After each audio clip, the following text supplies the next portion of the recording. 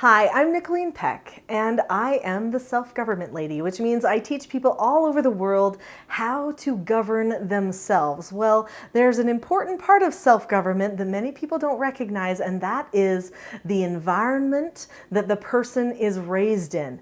And the bonds that exist in that family environment are crucial. They are necessary for the future happiness in the life of that person. So that's what this video is all about today, how family bonding is necessary for happiness in life.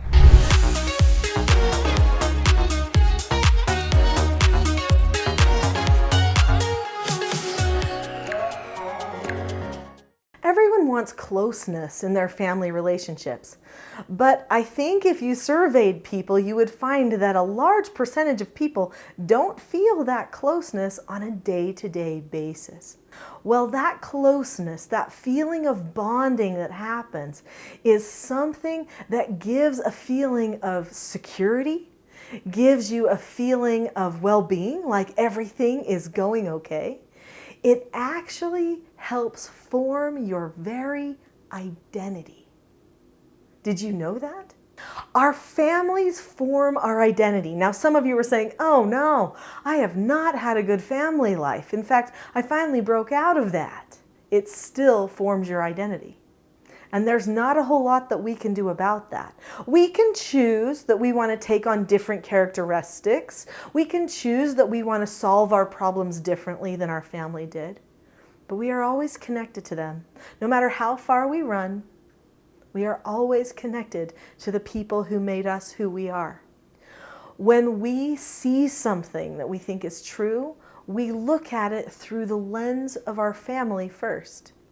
That is the power that a family has on forming our thoughts, ideas, and feelings about ourselves and who we are. If mother and father love each other, and if they serve and love their children, then the children in the family have this feeling of service, contentment, being valued. That is how a family bond strengthens us and our futures. So families can lead to function, or they can lead to dysfunction in our lives. So if a family has good function, that means everybody feels like they're part of the group, they're pitching in together, they're loving, serving, supporting, caring about each other, then that person who is the product of that family is usually a more functional person. If the family bonds are dysfunctional, if they're selfish, manipulative, controlling, or maybe even too permissive, too lenient, that also damages family bonds.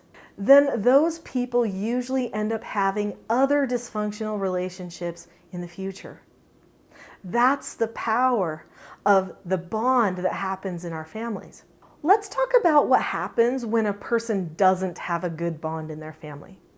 If you don't have a good bond in your family, then you could feel overwhelmed or burdened because you can feel lonely and lost. Sometimes there's confusion.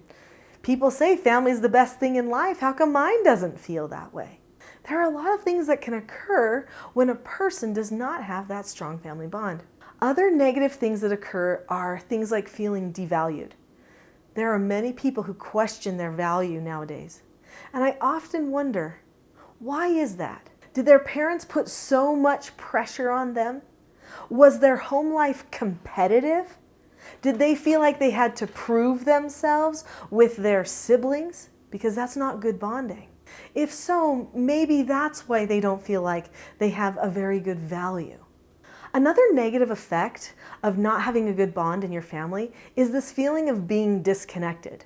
You could be sitting in a room with people that you know are your family and you know you love them, but somehow you just feel disconnected from them. So now let's talk about what we can do to improve that family bond. I could make a very large list of all of the things that could help with you bonding better with your family. There's actually another video coming up that you're going to want to watch after this one, which is called How to Improve Family Life and Functioning Through Love. There's a link to it in the top there. I'll talk about it again at the end because I think that's the next logical step from this, but I want to just take a minute and talk about some of the things that you can do to improve that bond with your family. So the first thing is you need to have a feeling of peace in your home. Everything needs to be okay. No matter what happens, you have to decide, I accept that that happened. I'm okay with it.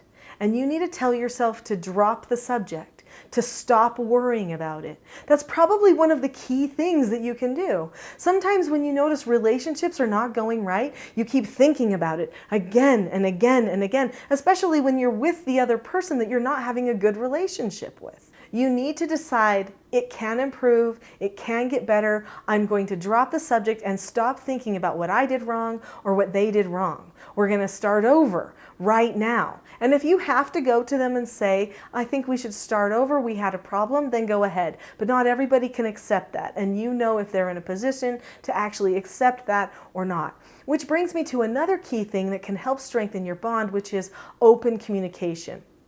So if you are planning your family right now and you've got young children and you're trying to decide how can we have a great bond in our family, then open communication is one of the keys. And when I say open communication, I don't mean emotionally dumping on each other. That is different. Open communication is when we problem solve together, when we talk about what's going on, but we do it in a way that's productive and that keeps the other people in mind.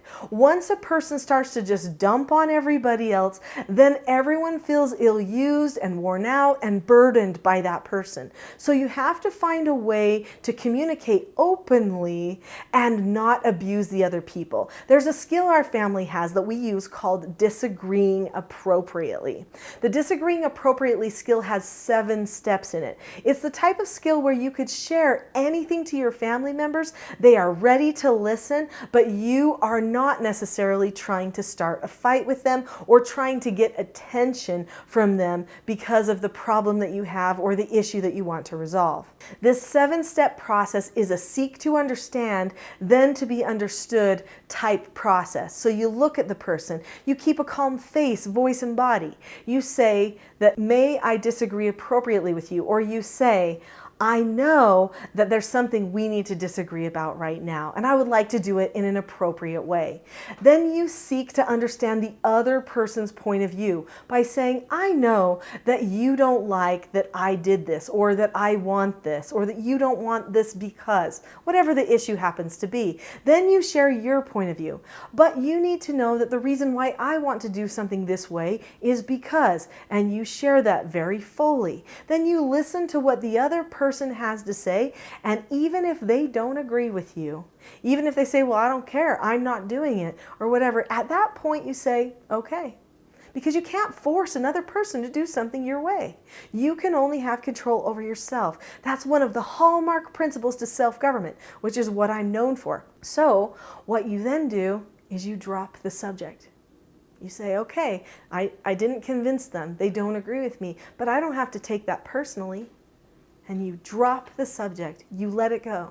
So skills are vital. In my Teaching Self-Government course, we talk about 4 basic skills that all people need to know, especially when you're teaching your children self-mastery. And we talk about 5 teaching skills, or styles is what I usually call them, that parents need to know so that they can problem solve things without taking things personally as well.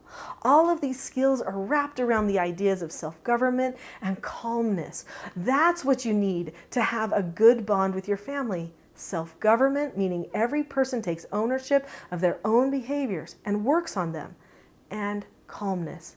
And there are ways that you can point people in that direction.